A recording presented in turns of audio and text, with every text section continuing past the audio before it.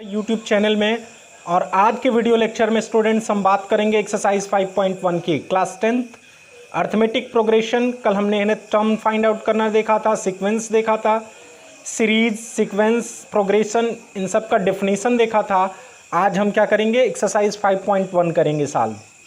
तो first question है हमारा, in which of the following situations does the list of numbers involved make an arithmetic progression and why? First है the taxi fare after each kilometer when the fare is 15 for the first kilometer and 8 rupees for each additional kilometers. Second part, the amount of air present in a cylinder when vacuum pump removes 1/4 of the air remaining in the cylinder at a time.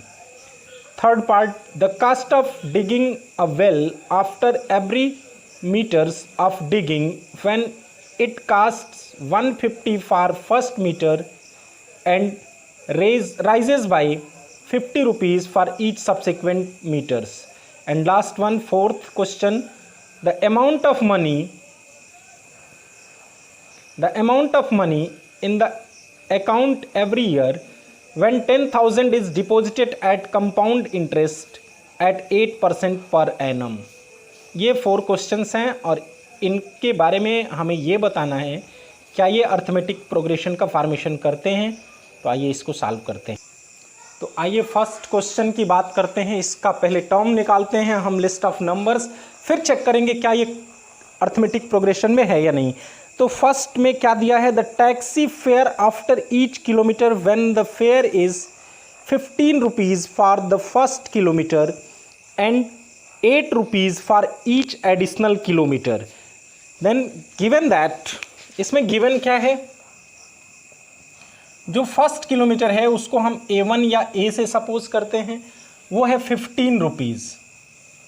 A2 second kilometre के लिए कितना हमको fair देना पड़ेगा, 15 rupees first kilometre के लिए। उसके बाद जितने किलोमीटर बढ़ेंगे पर किलोमीटर के लिए 8 रुपीज़ हमको पे करने पड़ेंगे।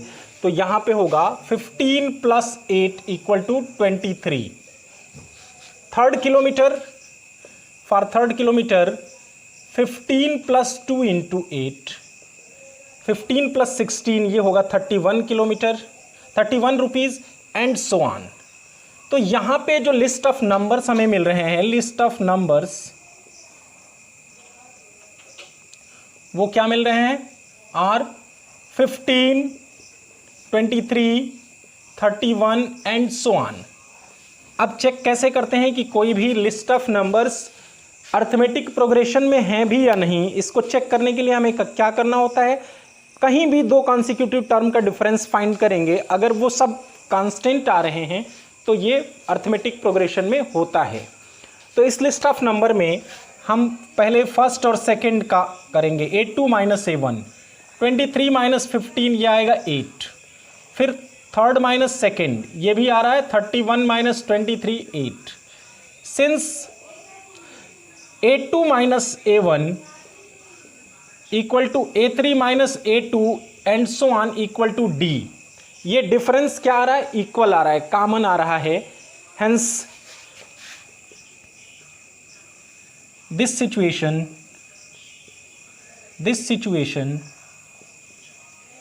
Forms an AP। ये सिचुएशन एक अर्थमेटिक प्रोग्रेशन का फॉर्मेशन कर रहा है। अब बात करेंगे क्वेश्चन नंबर फर्स्ट के सेकंड पार्ट की। तो फर्स्ट के सेकंड पार्ट में क्या पूछा गया है, the amount of air present in cylinder when a vacuum pump removes 1/4 of the air remaining in the cylinder at a time। तो इसमें हमें करना क्या है, ये मल्टीपल में निकल रहा है। देखिए कह रहा है एक पंप हम लगाते हैं तो 1/4 एयर रिमूव हो जाता है। तो क्या ये सिचुएशन AP में होगा। सपोज कर लेते हैं पहले प्रेजेंट उसमें कितना था, फर्स्ट टाइम में X वॉल्यूम प्रेजेंट था। Then after first pump A2 कितना होगा, X में से 1/4 इसका निकल जाएगा, 1/4 ऑफ X 1/4X निकलेगा। तो क्या मिलेगा हमें, 3/4X। सब्ट्रैक्ट करेंगे ये 3/4 मिलेगा। सेकेंड पंप के बाद क्या मिलेगा, यानी थर्ड टर्म हमें क्या मिलेगा, अब प्रेजेंट कितना है, 3/4x प्रेजेंट है एयर। अब इसका 1/4 निकलेगा, जितना प्रेजेंट है उसका 1/4, ना कि पहले वाले का। तो 1/4 मीन्स 1/4 ऑफ 3/4x। इसको सॉल्व करेंगे तो 16 एलसीएम होगा, ये होगा 4 3 12x minus 3x means 9/16x। Since a2 minus a1 is equal to 3/4x minus x, तो ये होगा minus x/4 and a3 minus a2 equal to 9/16x minus 3/4x, 9 minus 12/16x, तो ये आया माइनस 3/16x। दोनों इक्वल नहीं आ रहे हैं, a2 minus a1 is not equal to a3 minus a2, hence since difference between two consecutive terms is not constant everywhere, hence it does not form an AP. Hence this situation does not form an AP. ये situation arithmetic progression नहीं बनाती है। अब third की बात करते हैं। Third में लिखा है the cost of digging a well after every meter of digging, when it costs 150 for the first meter and rises by 50 rupees for subsequent meters। कोई गड्ढा या कोई कुआं खोदा जाता है तो उसका कास्ट है फर्स्ट किलोमीटर के लिए 150 रुपीज़ एंड देन आफ्टर पर मीटर के लिए कितना पे करना पड़ रहा है, 50 रुपीज़। तो क्या ये सिचुएशन एपी में है, ये हमें बताना है। तो फर्स्ट का थर्ड पार्ट होगा, फर्स्ट में A1 के लिए कितना है 150 चार्ज है। Second kilometre, for second kilometre अब 50 रुपीज़ इंक्रीज़ हो जा रहा है, तो 200 हुआ थर्ड किलोमीटर के लिए, फिर 200 प्लस 50 250 हो रहा है। फोर्थ किलोमीटर के लिए 250 प्लस 50 300 हो रहा है। Since A2 minus A1 equal to A3 minus A2 equal to A4 minus A3, सब में डिफरेंस कितने का है, 50-50-50 का। Hence it forms an AP। ये एक अर्थमेटिक प्रोग्रेशन का फॉर्मेशन कर रहा है। अब हम बात करेंगे इसके लास्ट यानी फोर्थ पार्ट की। फोर्थ पार्ट में क्या पूछा गया है, फर्स्ट का फोर्थ पार्ट है the amount of money in the account every year when 10,000 deposited in compound interest at 8% per annum। तो पहले हम निकालेंगे A कितना है 10,000 फर्स्ट ईयर के लिए। सेकेंड ईयर कितना हो जाएगा ये अमाउंट 10,000 प्लस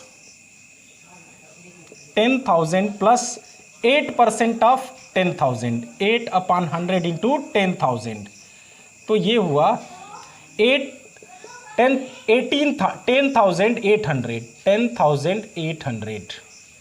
थर्ड ईयर के लिए कितना होगा ये अमाउंट, अब 10,800 plus 8% of 10,800 upon 100 equal to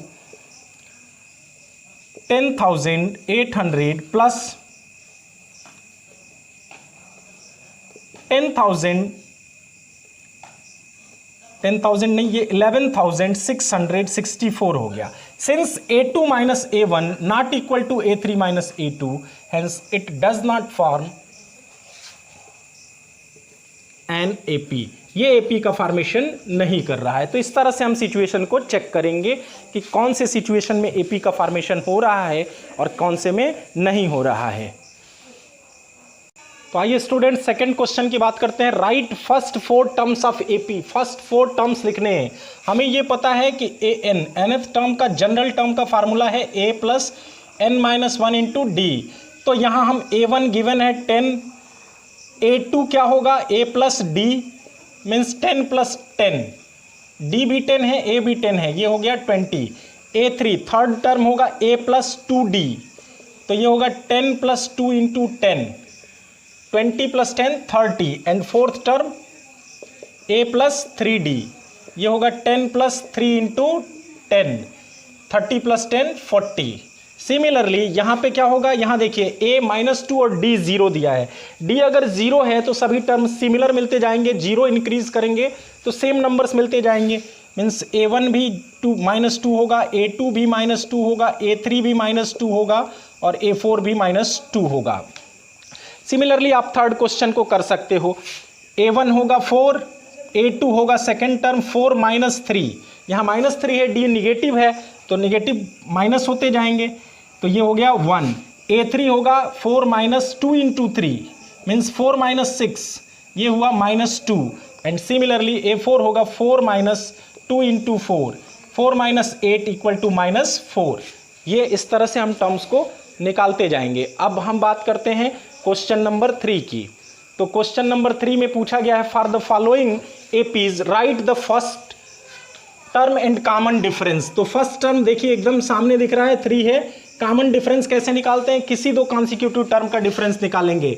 1 - 3 निकाल लीजिए या फिर -1 में से 1 सब्ट्रैक्ट कर लीजिए, हर जगह से क्या मिल रहा है -2। तो ये कॉमन डिफरेंस, ये फर्स्ट टर्म।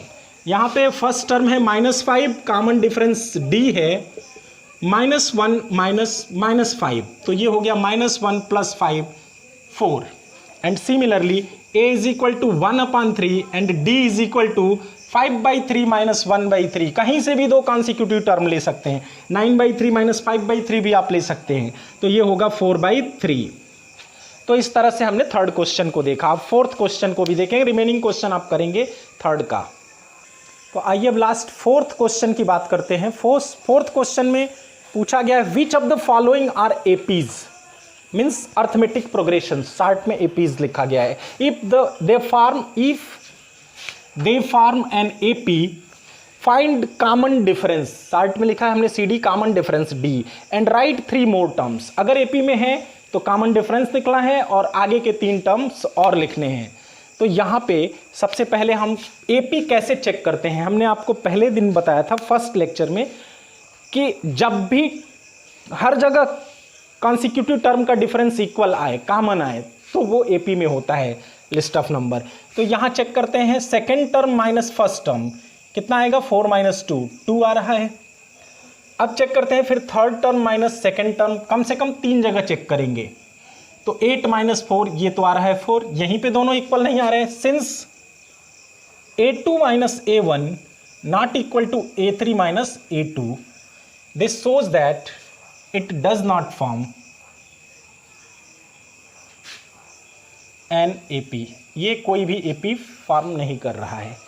सेकेंड पार्ट की बात करते हैं। सेकेंड पार्ट में क्या है, यहाँ a2 - a1, पहले सेकेंड और फर्स्ट टर्म का डिफरेंस लेते हैं। तो 5/2 - 2, यह आएगा 5 - 4/2 मीन्स 1/2। अब थर्ड और सेकेंड टर्म का डिफरेंस लेते हैं, a3 - a2, 3 - 5/2, तो ये हुआ 6 - 5/2। यहाँ भी डिफरेंस आया 2, 2 जगह तो 2 आया। तीसरे जगह भी चेक कर लेते हैं, a4 - a3, 7/2 - 3, 7 - 6/2, ये भी आया 1/2। Since a2 - a1 equal to a3 - a2 and so on equal to d common difference, hence d is equal to हो गया 1/2। वो कॉमन डिफरेंस क्या आ रहा है, 1/2। अब नेक्स्ट 3 टर्म्स हमको लिखने हैं। तो नेक्स्ट 3 टर्म्स क्या होंगे, a1 a2 a3 a4 तक लिखा है, a5 लिखना है, a6 लिखना है, a7 लिखना है। तो a5 होगा a + 4d, a + 5d, a + 6d, value रखते जाएंगे। a है 2 + 4d मीन्स 4 × 1/2, तो ये आया 2 + 2 4। a + 5d मीन्स 2 + 5/2, 9/2, फिर 2 + 6/2, ये आया 5। तो ये नेक्स्ट 4 टर्म्स आर 4, 9/2 एंड 5। इसी तरह से आपको हर क्वेश्चन करना है। इस पार्ट में जितने भी क्वेश्चन दिए गए हैं क्वेश्चन नंबर 4 के, सब में इसी तरह से हम चेक करेंगे। देन आफ्टर अगर आपको कोई भी दिक्कत समझ में आती है तो कमेंट बॉक्स में ज़रूर बताएंगे, अदरवाइज़ हम 5.2 नेक्स्ट लेक्चर में आपको बताएंगे। थैंक्स।